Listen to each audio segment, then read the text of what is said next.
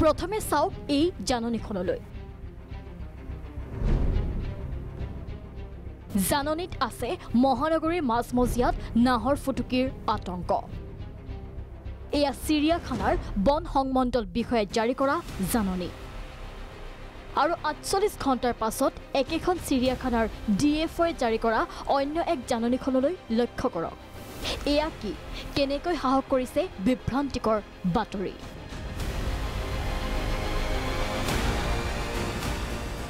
এগৰাকী বন বিভাগৰ মুৰব্বী বিষয়াই কেনেকৈ কোনো তথ্য নথকাকৈ এনেধৰণৰ জাননী জাৰি কৰিলে। যেতিয়াৰ পৰা চিৰিয়াখানাৰ প্ৰথমটো জাননী জাৰি কৰা হ'ল তেতিয়াৰ পৰাই চুবুৰীয়াৰ মাজত হাহাকাৰ লাগিছিল। ঘৰৰ পৰা বাহিৰলৈ ওলাবলৈকে চিন্তিত হৈছিল চিৰিয়াখানাৰ কাষৰীয়া অঞ্চলবাসী। এতিয়াতো আমি বহুত ভয় লাগিব না, আমি ক'লে যাম কি কৰিম তেনেকুৱা লাগি যাব। বাঘৰ মুখৰ আগতো আমি ওলাই গ'লে মানেতো আমি কি কৰিম, মানে কিছুমান মানুহ অলপ নাৰ্ভাছ হৈ যাব।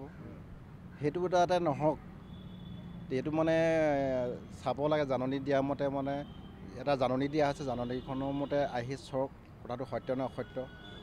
তেনেকৈ যদি খোজও পাইছে বিভ্ৰান্তি হ'ব। আৰু হঠাৎ পুনৰ ৪৮ ঘণ্টাৰ পাছত চিৰিয়াখানাৰ বাহিৰত নহয়, চিৰিয়াখানাৰ ভিতৰতহে বাঘৰ ভৰিৰ খোজৰ চিন পোৱা বুলি জাননী প্ৰকাশ কৰিলে একেগৰাকী DFO বিষয়াই।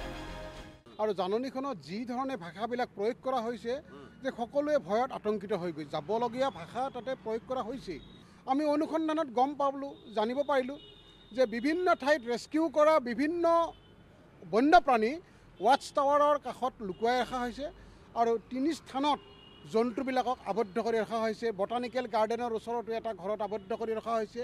আৰু এই জন্তুবিলাক সৰ্বমুঠ ৩-৪০০মান জন্তু বন্যপ্ৰাণী লৈ যোৱাৰ এটা পৰিকল্পনা কৰা হৈছে। তেওঁলোকে জানে ভালকৈ যে সচেতন ৰাইজে নিশাৰ ভাগতো চিৰিয়াখানাত পহৰা দিয়ে, তে দৰ্শক শূন্য হওক, চিৰিয়াখানাৰ পৰা সাধাৰণ কৰ্মচাৰীবিলাকে কোৱাৰ্টাৰ এৰি গুচি যাওক আৰু চিৰিয়াখানাৰ দাঁতি কাষৰীয়া অঞ্চলতো মানুহৰ জনসমাগম নোহোৱা হওক। আৰু তেতিয়া তেওঁলোকে এই সময়খিনিৰ ভিতৰত এই কামটো সমাধা কৰিব পাৰিব। তাৰপিছত আন এখন জাননী জাৰি কৰি যে এতিয়া আমি বাকীটা কাৰ্যত কৰিছোঁ বুলি তেওঁলোকে নৰ্মেল লাইফ এটা মানুহক দিব পাৰে। এতিয়া প্ৰশ্ন হৈছে, যদি চিৰিয়াখানাৰ বাহিৰত বাঘৰ মুক্ত বিচৰণ নাছিল তেন্তে কি কাৰণত ৰাইজক আতংকিত কৰিছে বিষয়াগৰাকীয়ে? তাক লৈ উদয় হৈছে প্ৰশ্নৰ।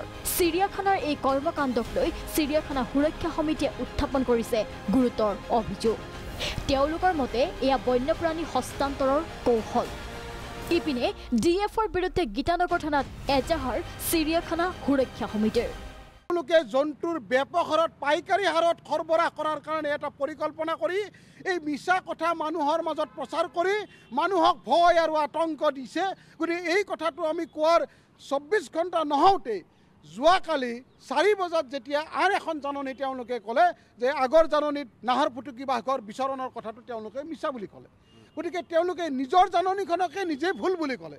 গতিকে এই কথাটোৱে প্ৰমাণ কৰে যে তেওঁলোকে ষড়যন্ত্ৰমূলকভাৱে এই কথাটো প্ৰচাৰ কৰিছিল।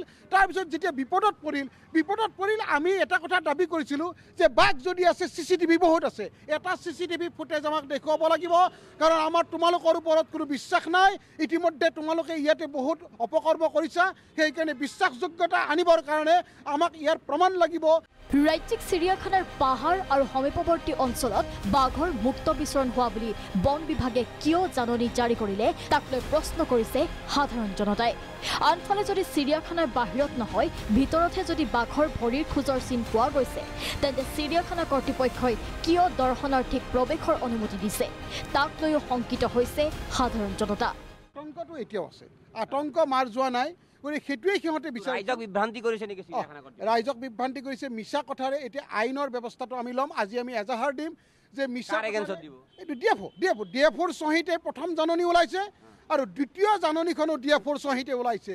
তেওঁ মানুহৰ মানৱ অধিকাৰ হনন কৰিছে, সেইটো এটা বেলেগ অভিযোগ হ'ব। তেওঁ মানুহৰ মনত মিছা কথা প্ৰচাৰ কৰি ভয় আতংক বিয়পাইছে।